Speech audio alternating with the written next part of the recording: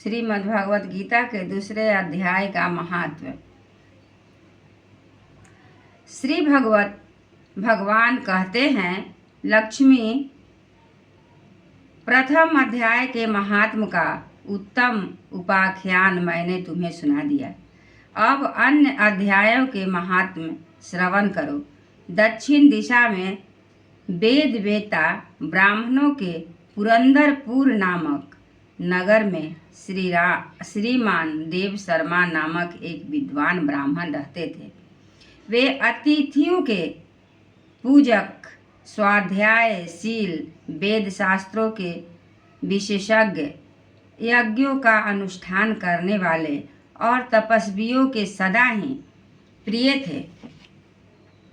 उन्होंने उत्तम द्रव्यों के द्वारा अग्नि में हवन करके दीर्घकाल तक देवताओं को तृप्त किया, किंतु उन धर्मात्मा ब्राह्मण को कभी सदा रहने वाली शांति न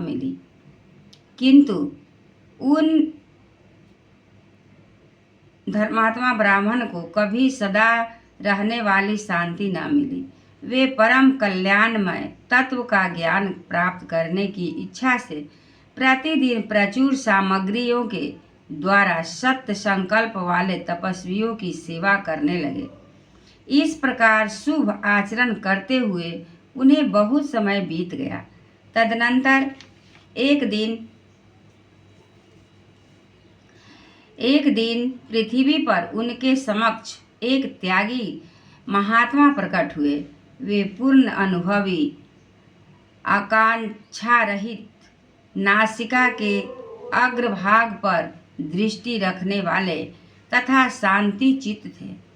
निरंतर परमात्मा के चिंतन में संलग्न हो वे सदा आनंद विभोर रहते थे।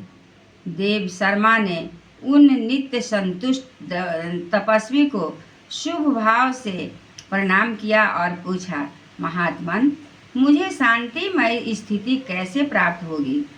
तब उन आत्मज्ञानी संत ने देव शर्मा को सौपुर ग्राम के निवासी मित्रवान का, जो बकरियों का चरवाहा था, परिचय दिया और कहा, वही तुम्हें उपदेश देगा। यह सुनकर देव शर्मा ने महात्मा के चरणों की वंदना की और समृद्धिशाली सौपुर नाम ग्राम में पहुंचकर उसके उत्तर भाग में एक विशाल वन देखा।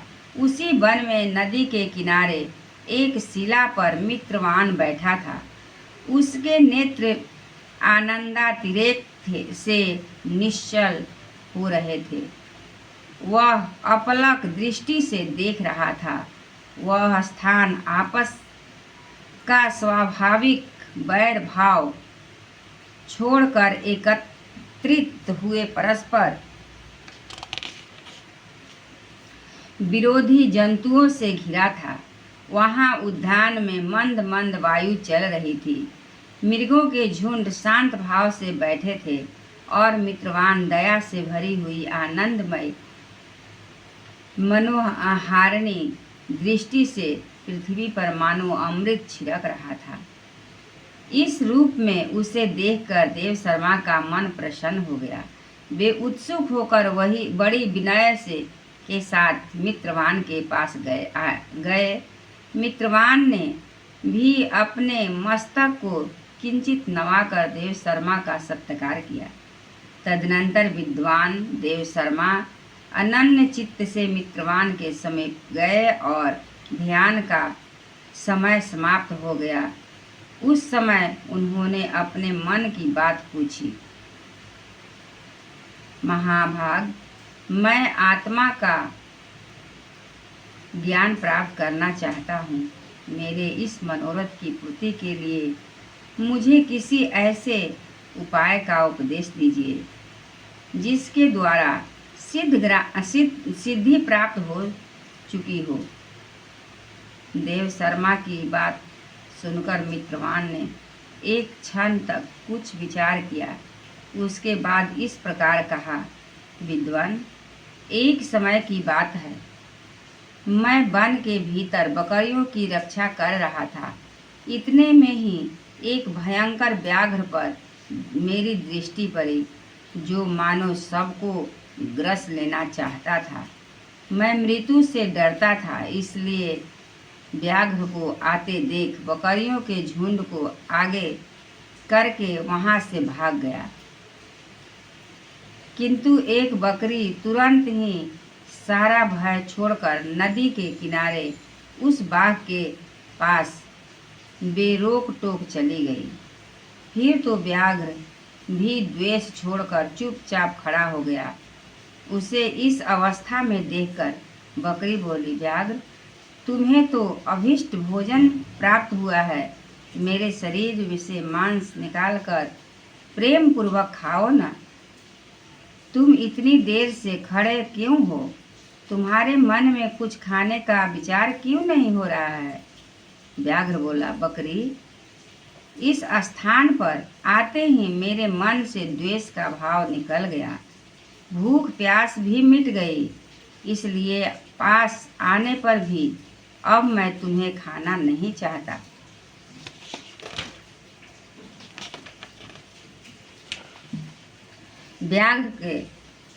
व्याघ्र के यूं कहने पर बकरी बोली, न जाने मैं कैसे निर्भय हो गई हूँ।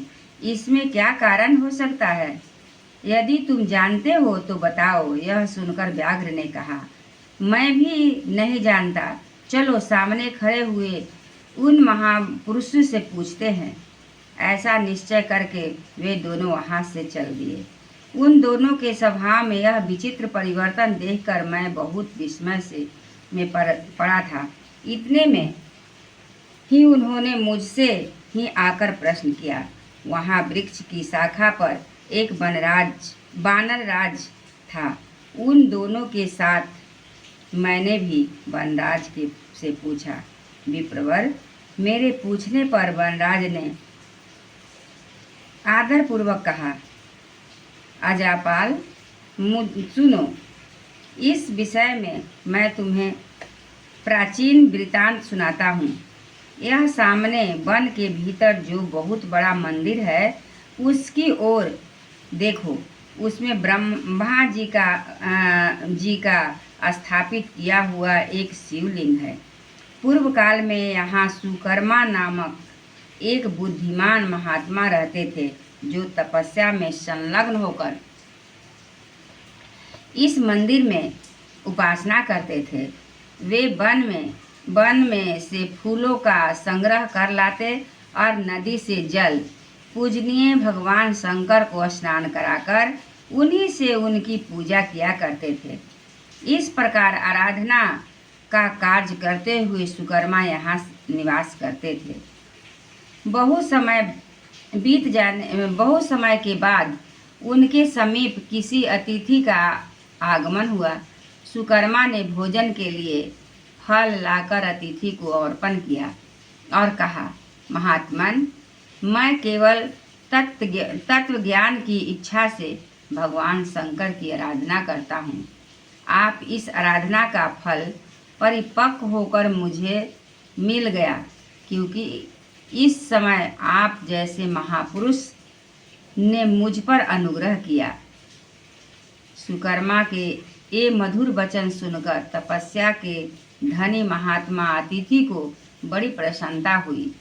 उन्होंने एक शिला खंड पर गीता का दूसरा अध्याय लिख दिया और ब्राह्मण को उसके पाठ एवं अभ्यास के लिए आज्ञा देते हुए कहा, ब्राह्मण, इससे तुम्हारा आत्मज्ञान संबंधी मनोरथ अपने आप सफल हो जाएगा। यूं कहकर वे बुद्धिमान तपस्वी सुकर्मा के सामने ही उनके देखते देखते अंतर्ध्यान हो गए। सुकर्मा विस्मित होकर उनके आदेश के अनुसार निरंतर गीता के द्वितीय अध्याय का अभ्यास करने लगा। तदनंतर दीर्घकाल के पश्चात अंतःकरण शुद्ध होकर उन्हें आत्मज्ञान की प्राप्ति हुई। फिर वे जहाँ जहाँ गए वहाँ का तपोवन शांत हो गया। उनमें शीत उष्ण और राग द्वेष आदि की बाधाएं दूर हो गई।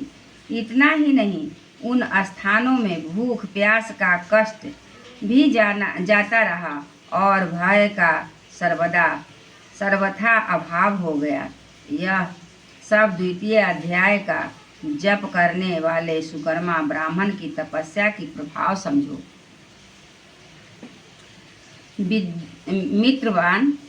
मित्रवान कहता है, वनराज के यूं कहने पर मैं प्रसन्नतापूर्वक बकरी और बाघ के साथ उस मंदिर की ओर गया। वहां जाकर शिलाखंड पर लिखे हुए गीता के द्वितीय अध्याय को मैंने देखा और पढ़ा। उसी की आवृत्ति करने से मैंने तपस्या को पार पा लिया। अतः भद्र पुरुष, तुम भी सदा द्वितीय अध्याय की ही आवृत्ति किया करो। ऐसा करने पर मुक्ति तुमसे दूर नहीं रहेगी।